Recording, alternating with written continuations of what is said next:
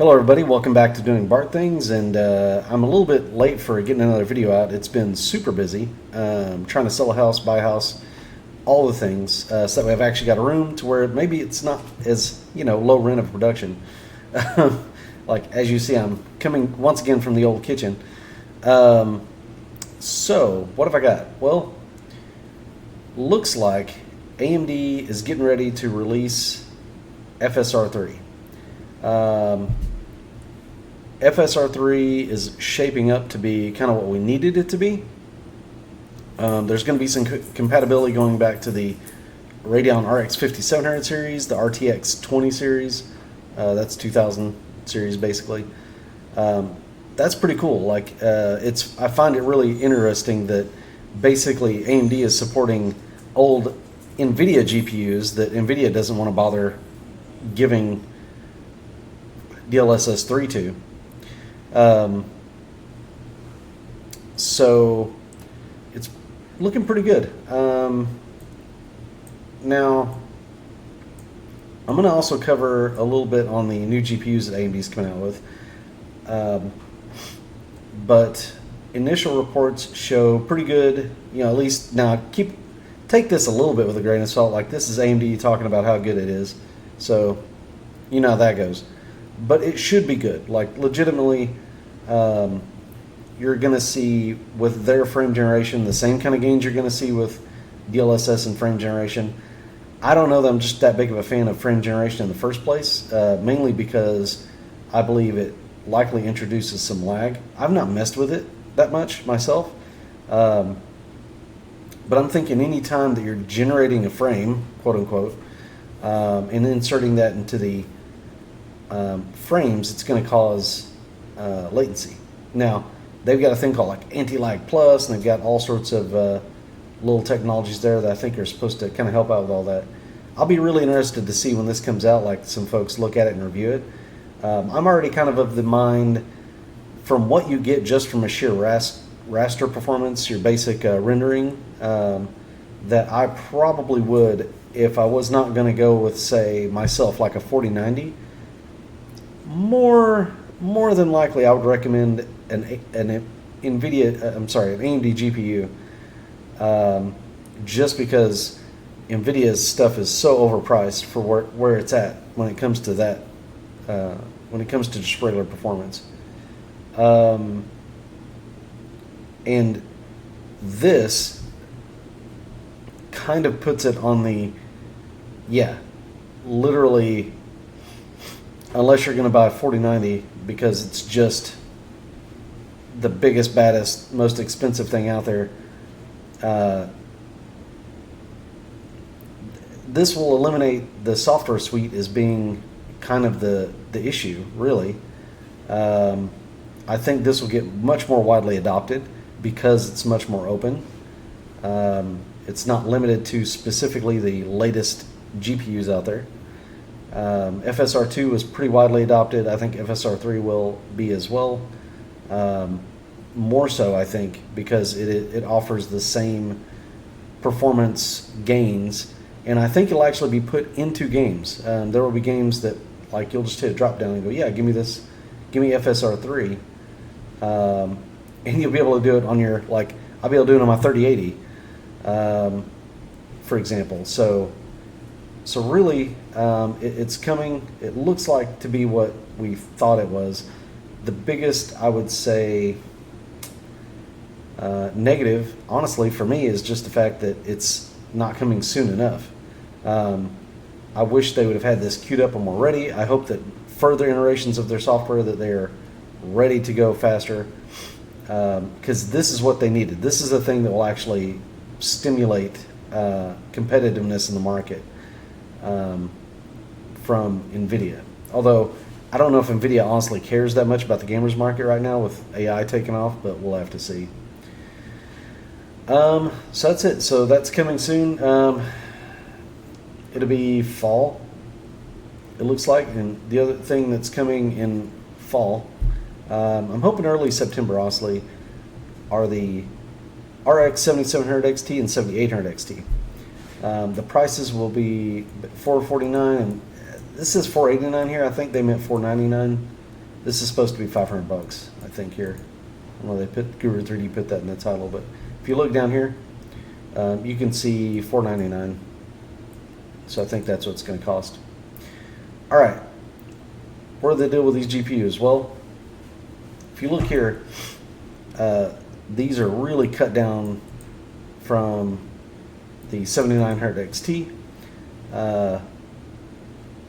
You can see there's a definite difference in FP cores. Like I think these are mid-range cards, right?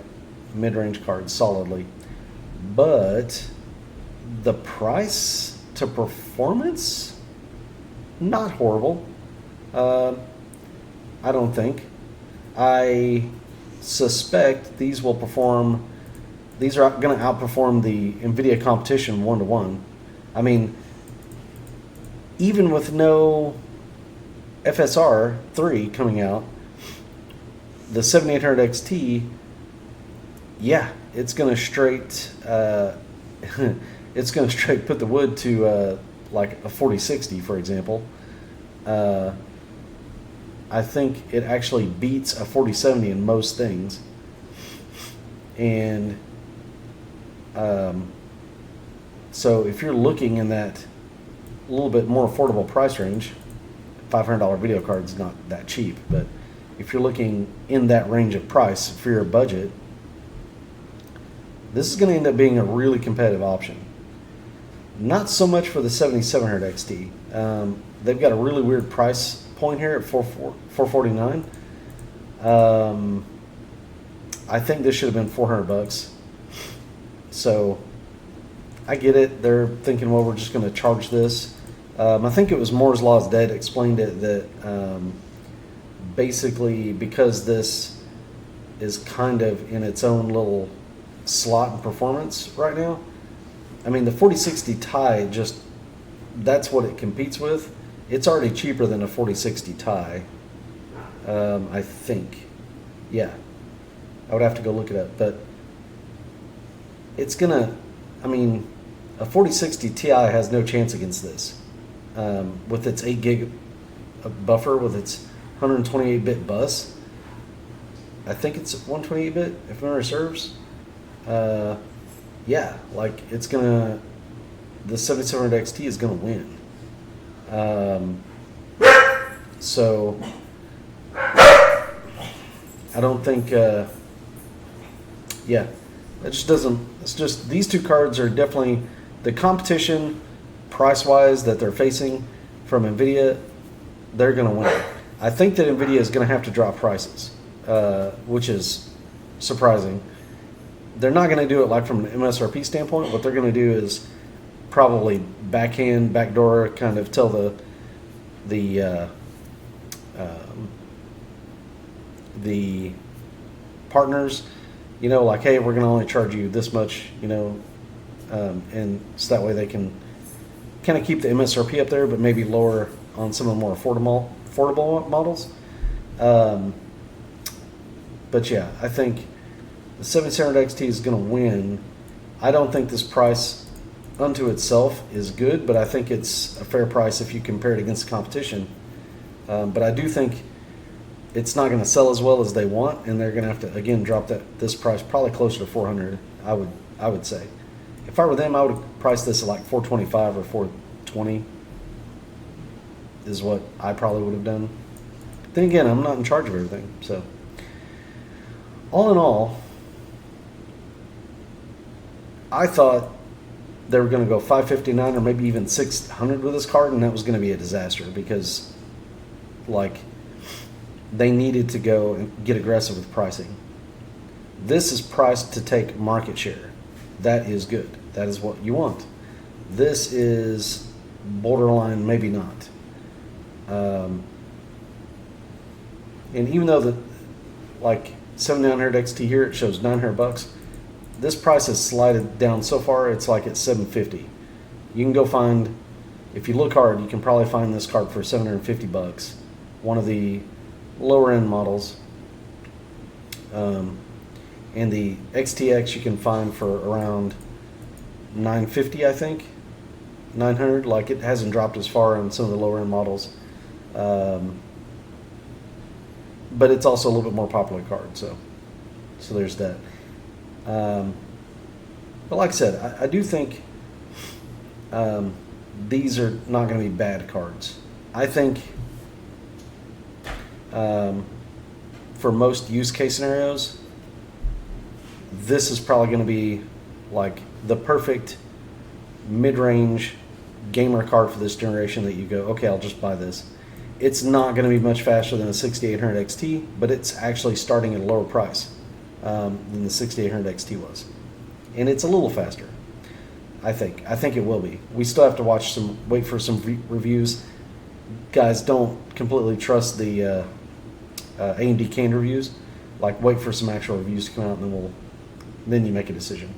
But I do think that it will be a decent card. 7700 XT, it'll be all right at that price. I think it needs to drop a little bit. I think at $500, this is surprisingly kind of solid. I thought it was going to be at least 50 more bucks than what it came out to be. So I'm surprised and happy about that. This is definitely much more aggression from AMD that we need.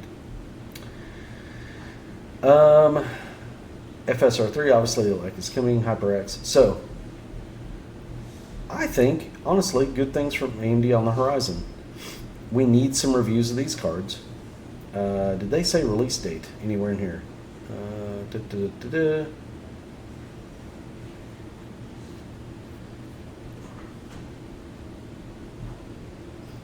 Oh, here we go, September. Cool, okay, so next month. So next month we should have maybe some availability. That will be good. And I've heard they've got a lot of cards in stock. I think it was, again, Moore's Law is Dead was leaking that they've got plenty of cards at retail partners, so these are ready to go. They're ready to get out in the wild. So that's good. And I think this will be a decent card, or it should be. Which is the first time I've said that in a while. I feel like I've been yelling about Nvidia overcharging for their cards for a while. And $500 is not cheap for a card. I don't want to say that. I think in a different day and era, we've been so beat up by high video card prices that we're just now calling a $500 card like a bargain. It's kind of what I feel like. I don't necessarily feel like that's that's just the best thing ever. But legitimately, if you're looking for, when these come out, and if you go into the market and you're looking for a new video card to maybe upgrade your 1090 Ti or 1080 Ti or, RDNA 1 card or Vega or whatever, those folks that go a really long time without an upgrade, and you want something that is reasonable, I think that this is a more reasonable card. We'll have to see what the partner models actually look like, because I would probably not suggest buying AMD's base card, whatever that is they release, would be my suggestion. I do think the name of the card is a little bit goofy. This is cut down far enough that it probably should have been a 7800, not a 700 XT. But they're all pretty much XTs, so whatever. That's fine. Call it whatever you want. 2 8 pins, yeah, 263 watts, so it's not going to be as crazy on your power supply as some of these other cards. Yeah, so there you go. 16 gigs of RAM. Like I said, I think this is a decent choice, and you could probably build a $1,200, $1,500 gaming rig around this and probably be quite happy, I would say. So anyway, there you go. So September release for these, if you're looking for that sort of deal. We'll have to see what the reviews say. Obviously, initial thought and look is decent. Really the big news and the thing I'm more interested in is FSR3, because I think that's this will be the thing that stimulates some competition in the market, because frame generation will be for everything, and it will take the software suite argument a little bit more out of Nvidia's price premium that they've been charging. You can't charge a price premium for a product that just does the same thing as every other product out there. Especially when you're a competitor, releases this bit of software and it's compatible with your older products, that now, like like a 3080 is suddenly going to look a whole hell of a lot better against your newer stuff, which even for the Nvidia fanboy, you're probably not going out there looking to spend another $1,000 to get a 4080 if you've got a 3080 with this turned on and it does really well. You know what I mean? Like, it's sort of like, why go spend $1,200 on a 4080 when my 3080 will be able to get pretty close to that with this stuff turned on? It won't make a whole lot of sense. You know, like, that's what's cool about this software in the friend generations. If you're going to use it, then in a perfect world, it would basically extend the life of some of these older cards. Theoretically, you may still want to go get another card to push it even further. But yeah, that's going to make it interesting for, like, my card, for example, the 3080, and that level of graphics card. I mean, Nvidia, honestly, at that point, when they release that, they should make DLSS 3.5 available on their older cards, like, immediately. They should do that, because if they don't, this is people's gateway to stuff that's got AMD on it. I mean, it's that simple.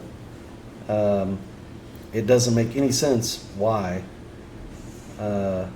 Again, that's one thing that really irked me about DLSS in the first place, is it wasn't available on older Nvidia cards that obviously could support it. So, you know, Nvidia doing Nvidia things, trying to make you buy the latest and greatest, and AMD coming in to basically try to thwart that. And I think, like I said, the only thing I've got a problem with this on is the fact that it took them so long to do it. I myself am probably not a friend generation person, but everything else about it seems well and good enough. So we'll see how it plays out. Guys, that's it for me for today. Just a quick video. I want to get something out there. I'm still in the process of trying to pick up and move. I'm trying to sell my place. It's crazy times, and so I'll do my best to make a video once in a while. It's therapeutic for me, and for those 3 people that watch it, it'll be good for them. So thank you, and have a great weekend, and hopefully we'll be talking to you soon. I guess I should say this as well. If you are new to YouTube, there's a like button thing down there that you could also press. There's comments you could leave, and you could say all sorts of weird, crazy things about me if you chose to. So there you are. Anyway, appreciate you. Bye.